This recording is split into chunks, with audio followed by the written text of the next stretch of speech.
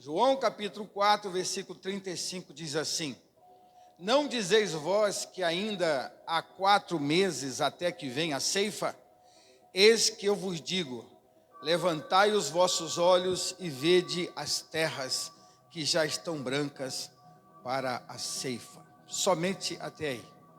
Senhor, em nome de Jesus, eu quero nesse momento, Pai, levantar a minha voz e te agradecer por essa oportunidade de estarmos aqui, Senhor, para pregar a tua palavra. Senhor, seja na minha vida, nos abençoe, nos guarde, nos ajude, nos abençoe, Senhor. Fala ao nosso coração, em nome de Jesus. Amém. Graças a Deus. Pode sentar. Deixa a sua Bíblia do lado, por favor, deixa ela aberta do lado. E vamos aplaudir a palavra de Deus que nós acabamos de ler nesse momento. A doce, maravilhosa palavra de Deus, bem forte. Porque Jesus é digno de toda honra e de toda glória. E é através da palavra de Deus que Ele fala ao nosso coração. Irmãos, Jesus disse isso, essa palavra, Ele disse... Não dizeis ainda que há 4 meses para a colheita, eu vos digo, erguei os vossos olhos e vede, os campos já estão brancos para a colheita. Jesus disse isso para um povo que não era judeu. Jesus estava em Samaria, estava conversando com a mulher samaritana. Os seus discípulos vêm até Jesus e interrompem a conversa que ele está tendo com a mulher samaritana. Então Jesus começa a conversar com os discípulos e ele fala essa frase aos discípulos. Para nós sabermos o que isso tudo significa, e é muito profunda essa palavra, eu queria que vocês abrissem a Bíblia em João 4,4, quando havia uma necessidade de passar em Samaria. Ora, era necessário passar por Samaria. Então, ele foi até essa cidade, porque era necessário. Mas aí fala, por que era necessário? Existiam 2 caminhos que cortavam da Judéia para a Galiléia. A Galiléia fica ao norte, a Galiléia dos gentios, onde tem o mar da Galiléia. E aqui embaixo, ao sul, está a Judéia, Jerusalém, Samaria, né? Samaria fica no meio, Aqui embaixo fica Jerusalém no sul, e no meio ali, mais um pouco acima da Judéia, de Jerusalém, subindo mais, numa região montanhosa, fica uma região chamada Samaria. E ali naquela região de Samaria, tinha uma cidadezinha chamada Sicar. Então, a Bíblia fala ali que era necessário, mas na verdade, irmãos, era um contexto espiritual que essa frase foi dita. Porque existiam 2 caminhos, um caminho mais rápido, passando por dentro de Samaria, e um caminho mais longo, passando pelo oriente do Rio Jordão.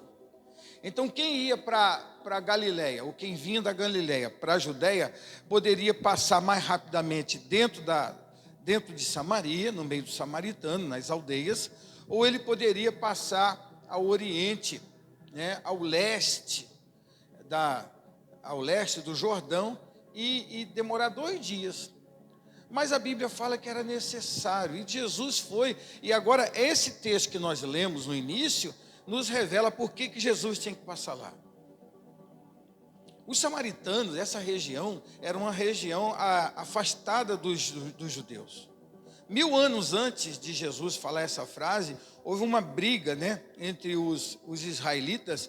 Houve uma divisão, essa divisão, esses samaritanos, essas 10 tribos, construíram 2 bezerros de ouro e passaram a adorar a Deus no Monte Gerizim. Não iam mais de Jerusalém. Ficaram inimigos. Eles eram todos filhos de Jacó, mas ficaram inimigos. Então, eles se corromperam, eles foram levados pelos assírios, misturados aos seus povos. Eles se corromperam. Então, o judeu que ficou puro não gostava do samaritano. Eles não passavam nas aldeias de Samaria, porque eles falavam que eles iam se contaminar. Então eles não conversavam, existia uma aversão muito grande. A Bíblia fala que Jesus decidiu ir lá. E Jesus chegando lá, ele senta no meio de uma cidadezinha chamada Sicar. era na hora do almoço, meio-dia, o sol estava muito quente, e ele senta na beira de um poço, e aparece uma mulher. Os discípulos saíram para comprar comida, e ele ficou ali. Essa mulher chegou, a mulher samaritana, conversou com Jesus, e nessa conversa, Jesus pedindo água para ela, e ela diz: como o senhor, sendo judeu, fala comigo que sou mulher e sou samaritana? Ela diz: como o senhor dirige a palavra a mim? Ele diz: olha, se você soubesse quem está te pedindo água, você lhe pedia, ele te daria água da vida, água viva, vida eterna. Essa água viva simboliza vida eterna. Olha que Jesus está pregando para ela: se você quiser, eu te dou vida eterna. E ela começa aquele diálogo, aquela conversa com aquela mulher, e essa mulher então, ela fala: Senhor, onde nós devemos adorar? Nós devemos adorar no Monte Gerizim ou em Jerusalém?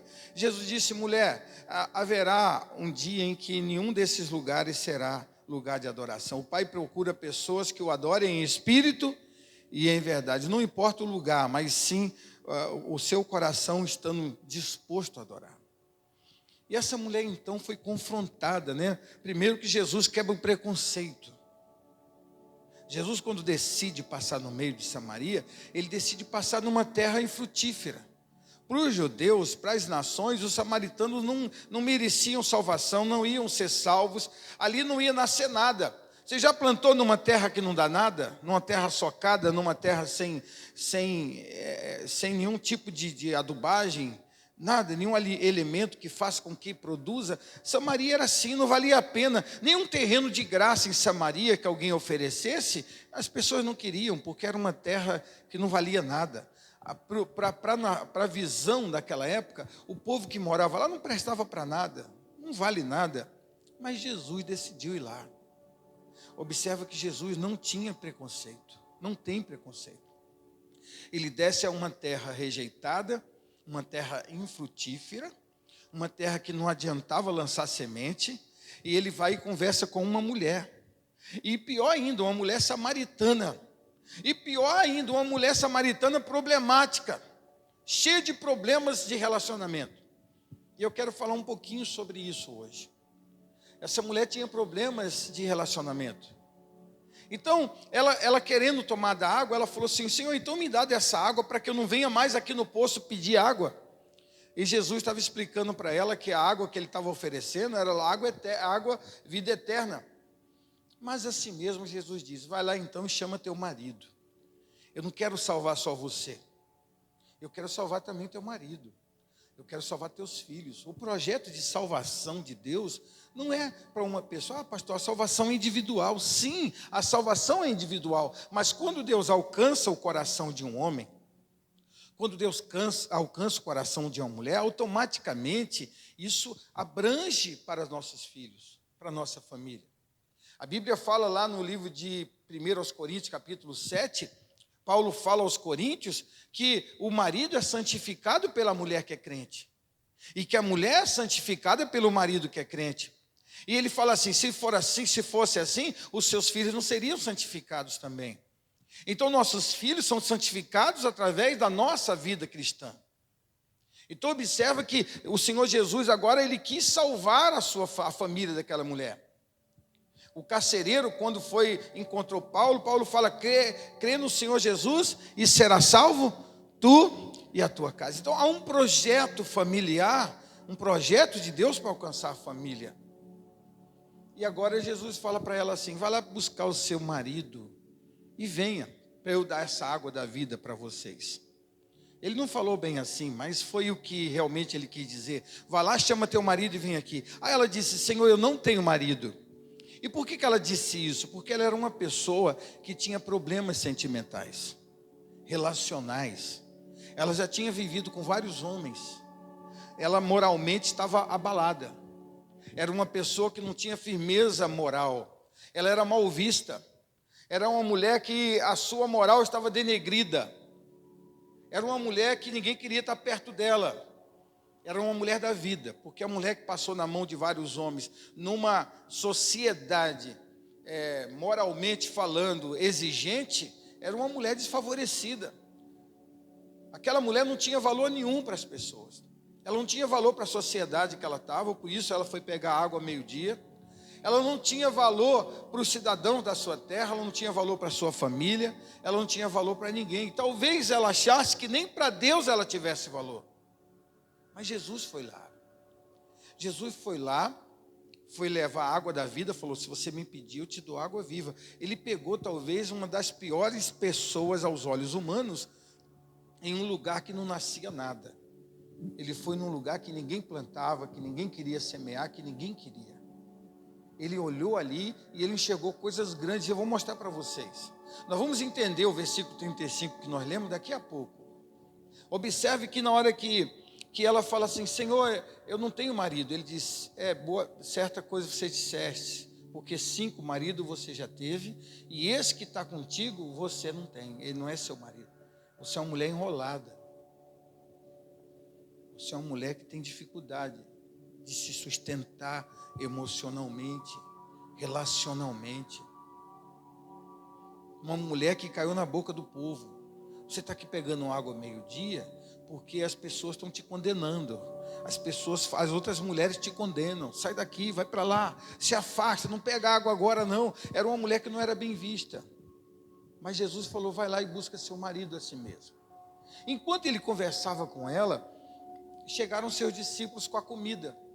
E aí perguntaram para ele: Senhor, come. Senhor, come. Come, Senhor.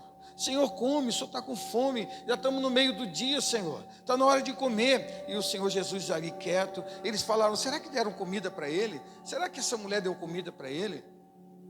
E ele falou assim: olha, uma comida eu tenho que comer, que é fazer a vontade do meu Pai que está no céu. Ele estava com fome, Jesus estava com fome, Jesus estava com sede, mas em primeiro lugar, antes dele matar a fome, matar a sede, ele queria expandir o reino de Deus, ele queria salvar aquelas pessoas. Esse é um entendimento de nós, como discípulos, precisamos ter. Entender que a nossa missão de buscar as almas perdidas, ela suplanta muitas vezes a nossa própria satisfação. Em alguns momentos nós precisamos abrir mão de algumas coisas que fazem bem para nós, em detrimento a levar o Evangelho. E Jesus falou: olha, uma coisa eu tenho que fazer. Você está me oferecendo comida, mas uma comida eu tenho que comer, que é fazer a vontade de Deus. Em primeiro lugar, ele queria fazer a vontade de Deus. Será que nós temos feito a vontade de Deus? Será que nós temos priorizado o reino de Deus na nossa vida? Será que o nosso chamado tem sido realmente prioridade na nossa vida? Será que nós somos cristãos nominais ou cristãos verdadeiros? Então Jesus foi e falou: olha, eu tenho que comer uma comida. Ele não teve acesso àquela comida. E a Bíblia fala que essa mulher sai. Essa mulher sai. A Bíblia fala que ela coloca o cântaro no chão e sai. Vamos para a Bíblia, irmãos? Vamos lá para a Bíblia. Aqui no versículo 28... No versículo 28, no versículo 26, desculpe, no versículo 26 e 25 e 26, ela fala para ele assim: Senhor, quando o Messias vir, ele vai nos ensinar todas as coisas. Aí no versículo 26, Jesus revela para a mulher o que ele não tinha revelado ainda para os discípulos. Ele não tinha falado isso para ninguém. Agora no versículo 26, ele confessa para ela que ele é o Messias. Ele fala, e Jesus disse: eu o sou. Eu mesmo, o que estou falando contigo agora, eu sou o Messias. Ela ficou admirada com ele. Falou: puxa vida, ele viu minha vida toda, ele é o Messias. Ela ficou admirada com o que Jesus disse. O versículo 27, naquele momento, chegaram os seus discípulos e maravilharam-se, entregando e encontrando-lo, falando com uma mulher. Mas nenhum deles perguntou: o que queres? Ou por que falas com ela? Eles ficaram assustados de ver ele falando com a mulher, porque já eram judeus. Verso 28, então deixando o seu cântaro, a mulher foi à cidade e disse ao povo: vinde, vede um homem que disse tudo o que tenho feito. Poderia ser esse o Cristo, o Messias? Então saíram da cidade e foram ter com ele. Enquanto isso, os discípulos lhe rogavam: mestre, come.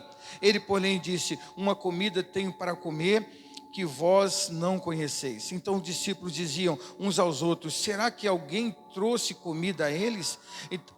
deu comida a ele. Então, verso 34, Jesus disse: a minha comida é fazer a vontade daquele que me enviou e a realizar a sua obra. Agora chegamos no versículo 35. Aí no versículo 35, Jesus fala para os seus discípulos: não dizes ainda há 4 meses para a colheita? Eu vos digo, erguei os vossos olhos e vede, o campo já está branco para a colheita. O que isso significa, pastor?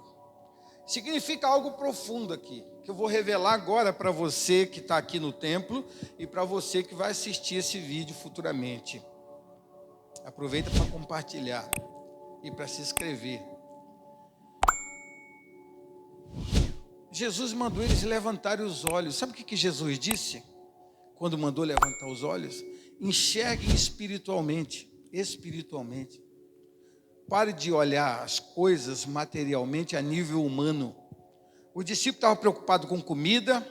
O discípulo estava preocupado porque estavam comendo, ele estava conversando com a mulher. O discípulo estava preocupado se ele estava com fome. O discípulo estava preocupado porque será que alguém deu comida? Estavam olhando a situação a nível pessoal, material e humano. Jesus falou assim: olha, preste atenção, levante os olhos de vocês, enxerguem além, olhe adiante, olhe o que está acontecendo por trás de tudo. Jesus estava vendo na sua mente aquela mulher correndo nos campos, batendo de porta em porta, chamando as pessoas, chamando seus amigos, chamando sua família, chamando seus irmãos, os samaritanos, numa terra que ninguém dava valor, e dizendo de porta em porta: o Messias veio aqui. Eu encontrei com ele no poço de Jacó, aqui em Sicar.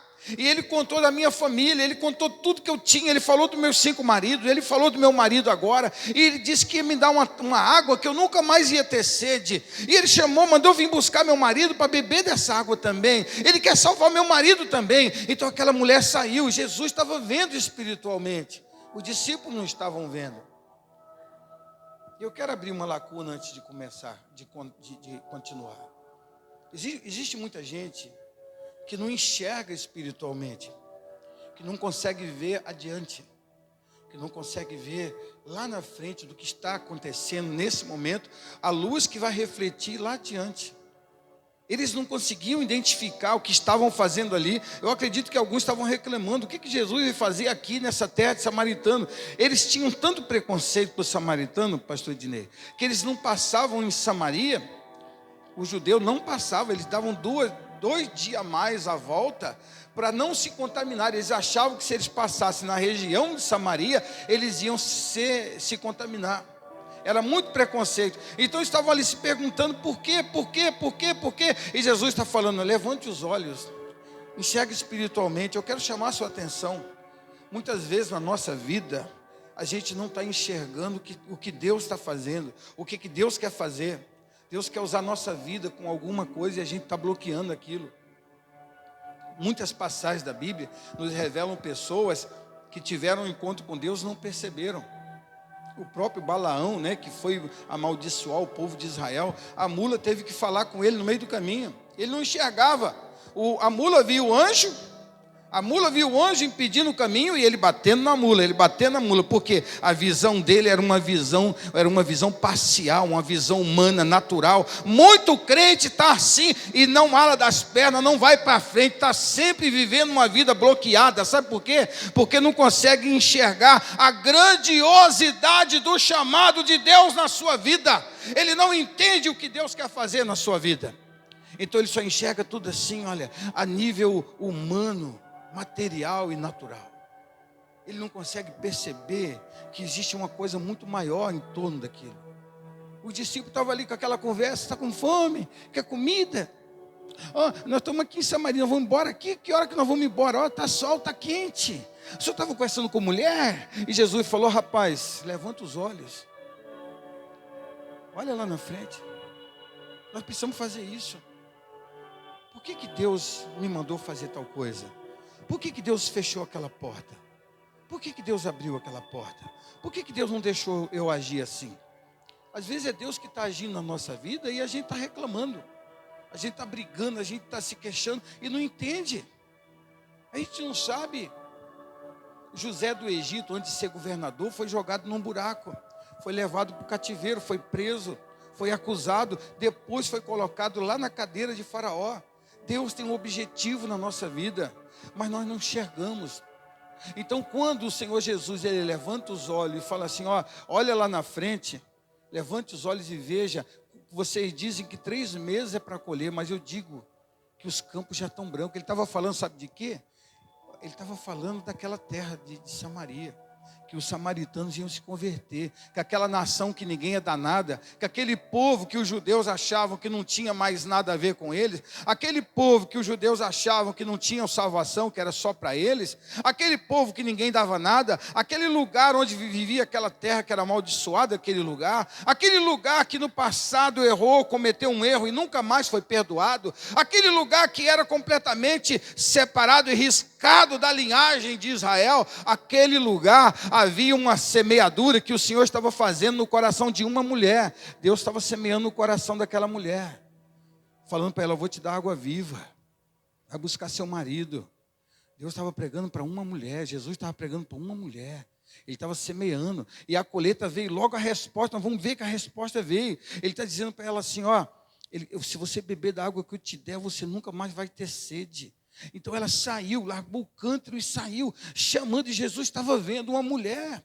Deus usa quem Ele quer, Deus usa a pessoa, ainda que a pessoa possa ter um passado sujo lá atrás, ainda que você possa ter feito coisas horríveis lá atrás. O profeta diz que ainda que a sua roupa seja suja, esteja toda manchada, o Senhor, Ele te alveja a sua roupa, te purifica, te limpa e te usa para a sua obra.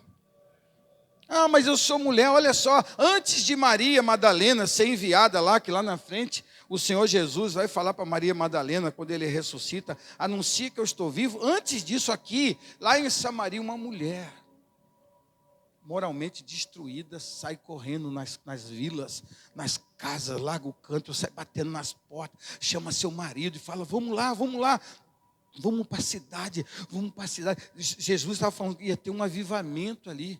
Mas os discípulos estavam assim, ó. Isso acontece com muita gente. O campo está branco. As almas estão aí para ser salvas. Às vezes lá na sua empresa tem uma pessoa do seu lado que Deus colocou você ali para pregar o evangelho para ela. Mas você não consegue ver isso. Não consegue enxergar que você está ali por causa daquela vida que precisa do evangelho. Então, às vezes, ou a maioria das vezes, o Senhor coloca a gente num lugar que não tem vida. Mas por que Deus me colocou aqui nesse lugar, meu Deus do céu? Esse lugar que ninguém dá nada. Como que Deus me envia para cá? Aqui não presta ninguém que vale nada. Por que Deus permitiu que eu viesse aqui? É porque está com os olhos fechados, os olhos espirituais estão fechados. E os discípulos estavam assim. Ele falou, levanta os olhos, enxerga mais à frente. Olha ali o que vai acontecer aqui. Os campos estão brancos. Eu tenho alguém pregando já aí. E ela saiu pregando o evangelho, saiu pregando o evangelho. E olha o que aconteceu. Olha a palavra de Deus aí.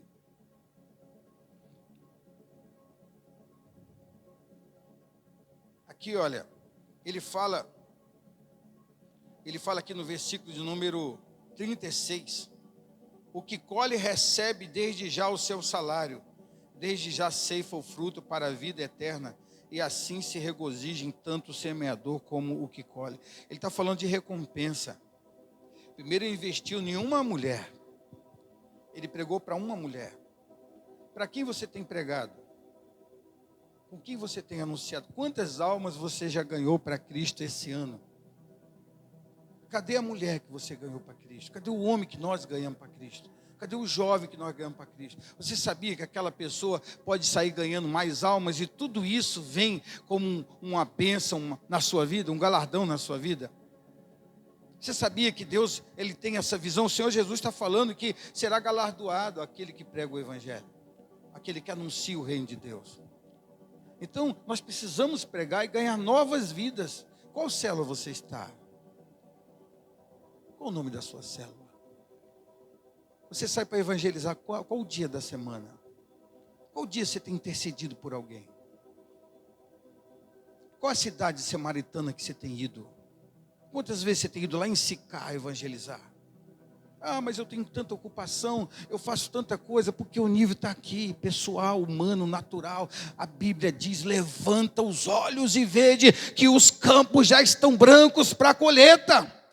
Invista no reino espiritual, enxerga a vida. Ah, mas a minha vida material me dá muito trabalho, eu não estou prosperando, não estou avançando. É porque Deus não tirou, não fez você, não gerou você para viver só naturalmente. Se der muito para você, você vai embora. Nosso chamado, a nossa vida não foi só para uma vida natural. É certo que o Senhor quer nos abençoar naturalmente, mas Ele também nos chamou para uma obra maior, uma obra espiritual. Então é importante você evangelizar uma pessoa que você prega, aquela pessoa traz a família, ela traz o marido. Não é assim que funciona? Ela chega com a filha, ela chega com o filho, ela chega com o genro, ela chega com o vizinho, aquela pessoa que você cuidou, agora está cuidando de 2, de 3, é assim o evangelho. O reino de Deus é assim, ele evolui. Mas para quem nós temos pregado? Então observe que aqui o Senhor Jesus fala isso, e essa mulher sai. A Bíblia fala que ela já saiu, versículo 28, ela deixou o cântaro e saiu, foi embora, né? Foi embora. Aqui no versículo de número 39, diz que muitos dos samaritanos daquela cidade creram nele por causa do testemunho da mulher, e disse tudo o que ele tinha, o que ela disse que tudo que ela tinha feito. E aproximando-se dele, os samaritanos rogaram que permanecesse com ele, e ficou ali 2 dias. Agora vocês entendem lá no versículo 4, volta lá no 4, versículo 4, por favor, Daniele. E era o quê? Passar? Quantas vezes nós lemos esse texto e não entendemos por que era necessário? Por que tinha que passar em Samaria? Se Samaria é um lugar que não presta, lá só tem gente que não vale nada. Aquelas pessoas estão perdidas, não tem salvação para elas. Elas não têm mais jeito de se recuperar. O que tem que passar lá? O que eles tinham que fazer lá? A gente não sabia. Mas lá no 35, quando nós lemos, quando a gente levanta os olhos, a gente vê que Jesus foi lá para salvar os samaritanos. Os judeus crucificaram Jesus, mas os samaritanos, eles aceitaram a Cristo. Olha, então havia uma necessidade, sim, de entrar lá. E ele ficou 2 dias. Só que não foi registrado na Bíblia tudo que ele ensinou esses 2 dias. Você não vai encontrar aqui nos textos joaninos, no livro de João, algum argumento que conte o que Jesus pregou lá. Mas vamos aqui para frente que nós vamos identificar aqui alguma coisa. No versículo 40, no versículo de número 40, né? Ele ficou 2 dias, 41, e por causa de suas palavras, muito mais creram nele.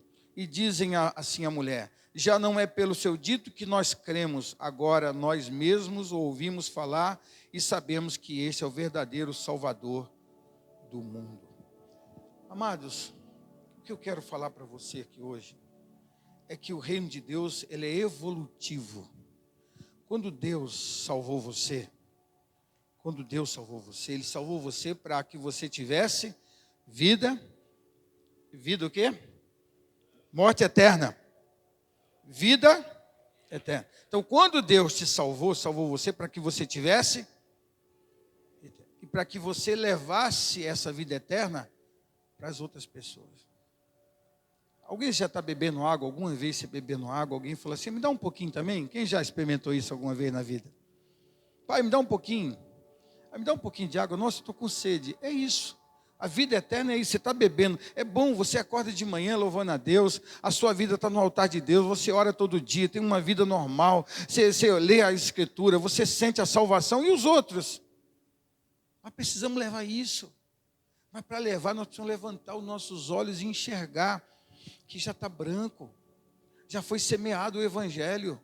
Irmãos, o Evangelho já foi espalhado na humanidade. Tem muita gente desviada hoje, muita gente desviada. Mas existe muita gente que não conhece o reino de Deus. E quem vai levar o reino de Deus são os anjos? São os anjos que vão levar o reino de Deus? Somos nós, a igreja. E quem é a igreja? Somos nós, é você, irmão. Sou eu, é você. Então Deus trabalhou na vida de uma mulher para que ela levasse o Evangelho, fizesse uma revolução na sua cidade. E nós precisamos pregar o evangelho, fazer uma obra nessa cidade, irmãos. A igreja desenvolve um trabalho de células. E eu não sei por que a maioria não entendeu isso. Ah, pastor, eu tenho um projeto muito melhor, muito mais forte, eu ganho muito mais alma do que as células. Por favor, traz para mim. Mostra para mim, eu quero ver. Eu quero aprender com você. Não, pastor, as células batizam pouca gente por ano. Enquanto a célula batiza só 20, eu batizo 80. Então, mostra para mim quantas pessoas, qual o projeto que você tem. Ah, não tem projeto nenhum? Então, seja humilde. Seja obediente ao seu pastor e à igreja que você está. Vá para uma célula. Abra a sua casa. Participe. Vamos ganhar alma. A sua família poderia ser salva. Quando você leva aquela pessoa lá para a célula, você não precisa nem falar nada, só basta levar. Lá ela vai ouvir a palavra. Vai ou não vai? Quem aqui está em célula, diga amém. Vai ouvir ou não vai? Ela vai ouvir, ela vai ser abraçada, ela vai ser amada, ela vai ser orientada, ela vai ser cuidada, ela vai ser batizada, e depois ela vai ser treinada, e depois ela vai levar o evangelho para as pessoas também.